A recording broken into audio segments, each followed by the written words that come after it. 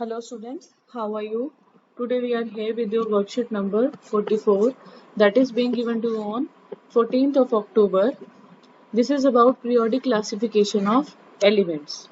First of all, I'll ask each and everybody to please subscribe to my YouTube channel so that I could make more and more videos for you.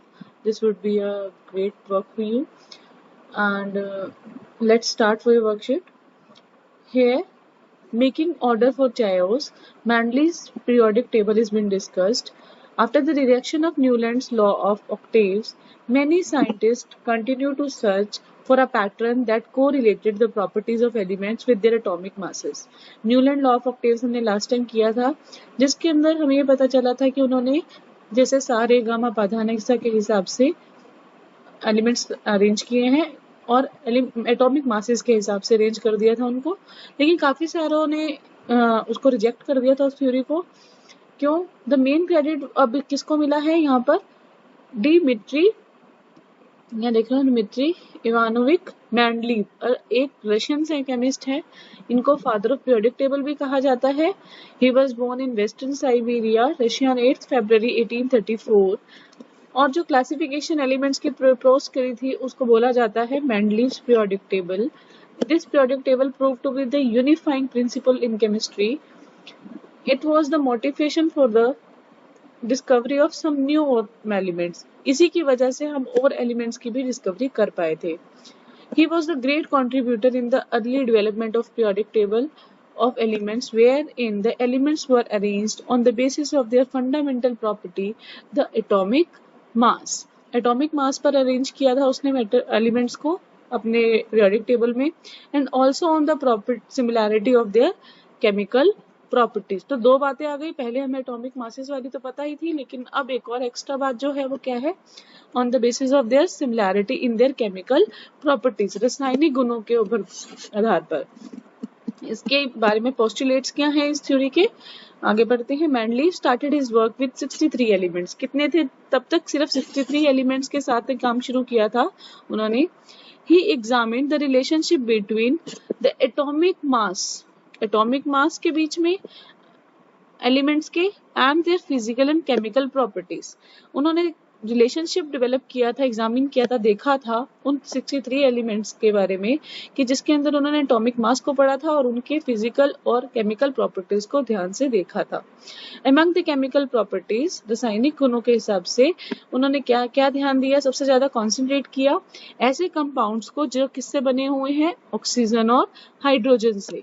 ऐसे elements जो किससे मिलकर बनते हैं? ज्यादातर oxygen और hydrogen से। वो इन्होंने इसलिए सिलेक्ट किया था because they are very reactive, ऐसे क्योंकि जो हाइड्रोजन और ऑक्सीजन से बने हुए कंपाउंड होते हैं दे आर वेरी रिएक्टिव, बहुत अभिक्रियाशील होते हैं, एंड फॉर्म्ड कंपाउंड विद काफी सारे जो कंपाउंड्स हैं इनसे मिलकर ही बने होते हैं। इसी वजह से उन्होंने इसी पर कॉन्सेंट्रेट किया था।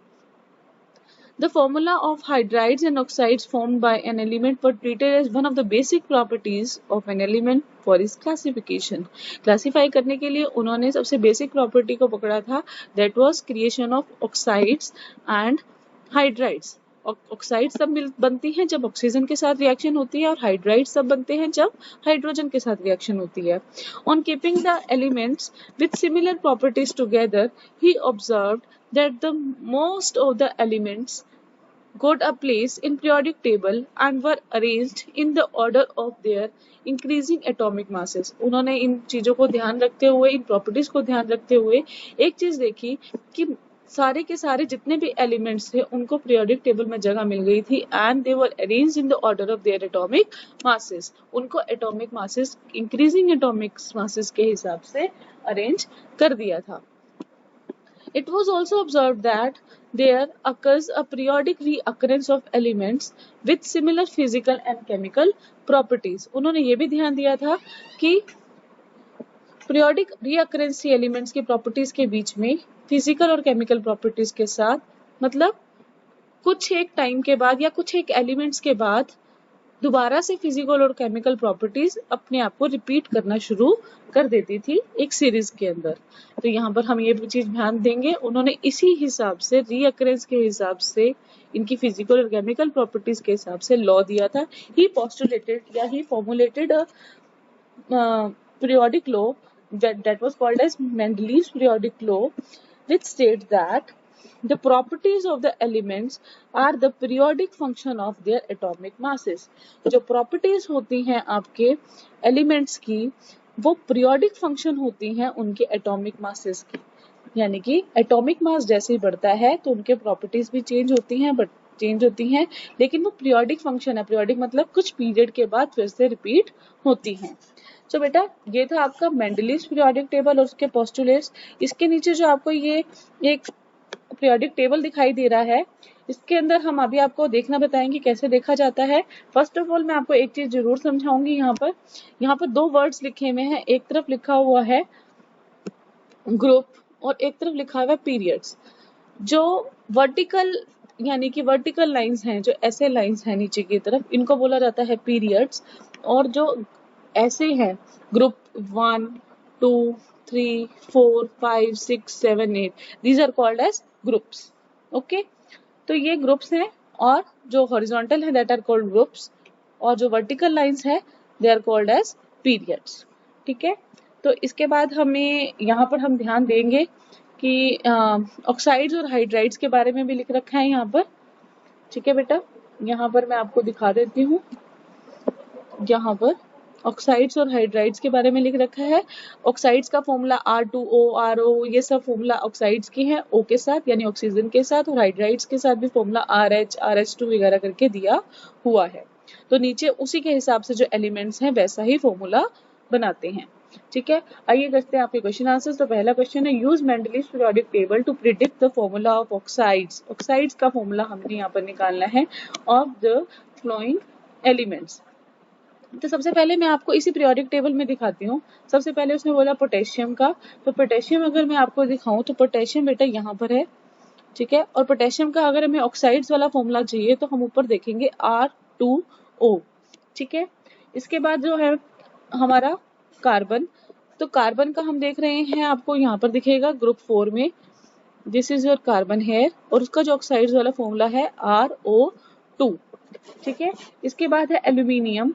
एल्यूमिनियम अगर हम ध्यान देंगे, हेयर इज एल्यूमिनियम ग्रुप 3 में, और उसका जो ऑक्साइड्स वाला फॉर्मूला है R2O3. ठीक है, सिलिकॉन कार्बन वाली सेम ग्रुप में होता है. ठीक है, इसी के नीचे कार्बन के नीचे, तो उसका फॉर्मूला भी RO2 रहेगा.